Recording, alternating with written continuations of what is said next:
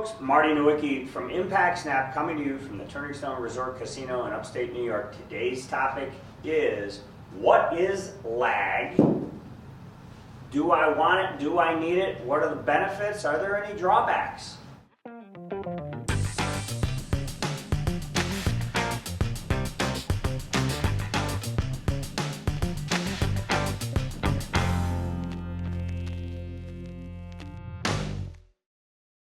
So today's topic, what is lag? How do I create it? Is there a benefit?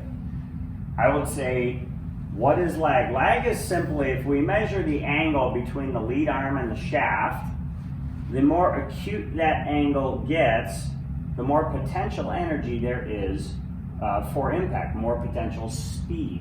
Could I have too much? You know, I've had that talk with a number of top instructors, and the guys that have too much all seem to smash the ball. Sometimes they have a hard time controlling where it goes. So how do I create lag?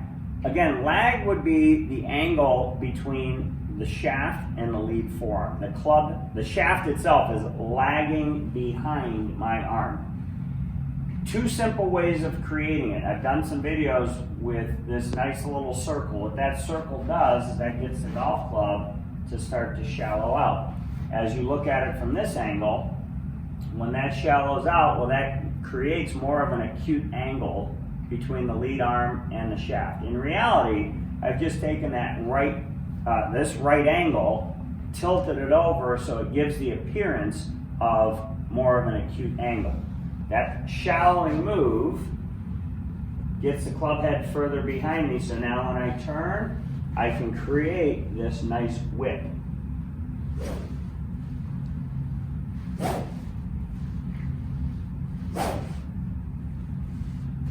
So, would I ever want to see this angle disappear back here?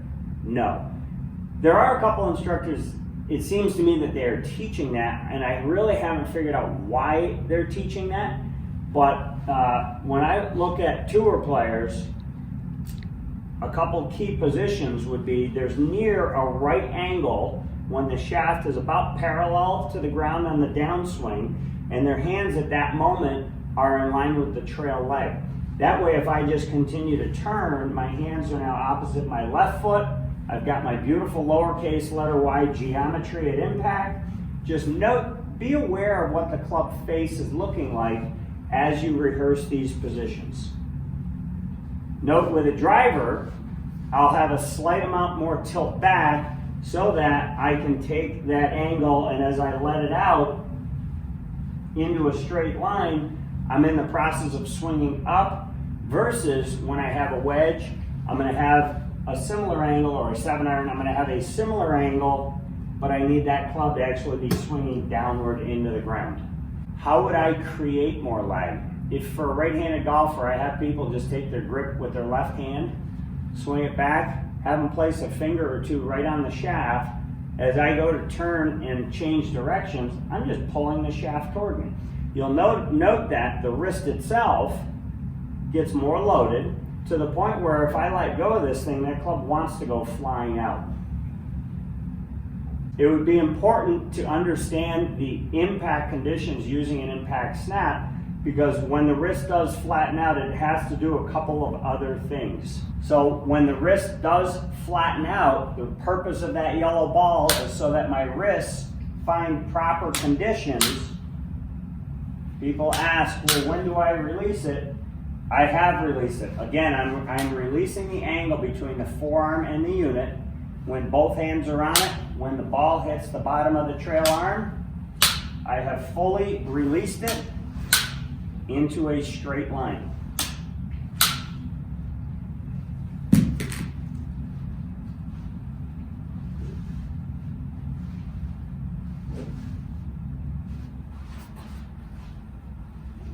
After this point, I could really care less because the ball's already out there. I could swivel, I could recock, I could bend my elbows. The key is getting this angle out with a club face that is not twisting or turning all that much through impact.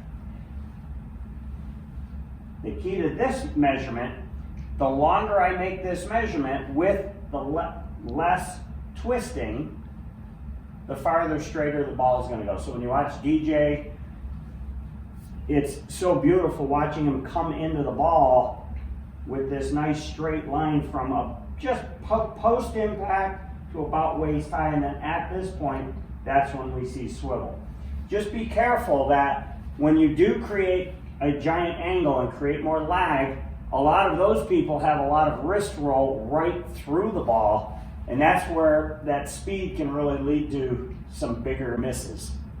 So hold the shaft, turn, learn how to let it out, noting that at about waist high or just after, if you want to have some rotation of the forearm, that's fine. Okay, so I'm going to demonstrate some things with a wedge for right now. If I don't have enough lag, basically I've let all these angles out. That really limits how much power I'm going to have, because the arm and the club, once they're in alignment, this can only move so fast. When I have an angle created at the wrist and awareness of the club face, that hinge point allows me to create some nice speed. So if I don't have enough, I would see the hands well outside of the right hip when the shaft is parallel to the ground. We want to make sure that the hands are more in line with the right thigh when the shaft is parallel to the ground. That would be a good indicator that you have some lag, and that's about the type of lag we would see at that point in time with most tour players. If the hands are out here and the shaft's parallel to the ground, I don't have enough angle to get it forward. That might be great for pitching a ball or controlling your distances where we don't want a lot of left wrist deviation. But if I am looking for distance, well, I want to make sure that my hands get past the ball as I'm unpacking or letting that angle out. Note that when you're doing that, you have to have awareness of the club face.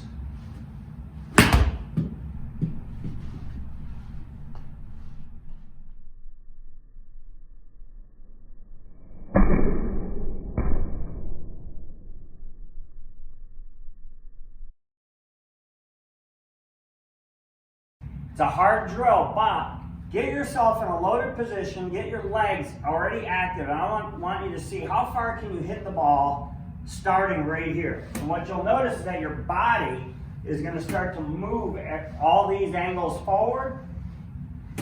And in order to do this successfully, you really need to have a good understanding of what the wrists are doing to make sure that the club face is square. Get it to about parallel to the ground, get your body ready to go. That's a good drill to both create lag and then understanding how to use it through impact. I'm Marty Nowicki from Impact Snap, coming to you from the Turning Stone Resort Casino. Please hit the subscribe button down below, click the bell, and you'll get notices every time we put out a video. Leave your comments down below. That helps us to create more content for you.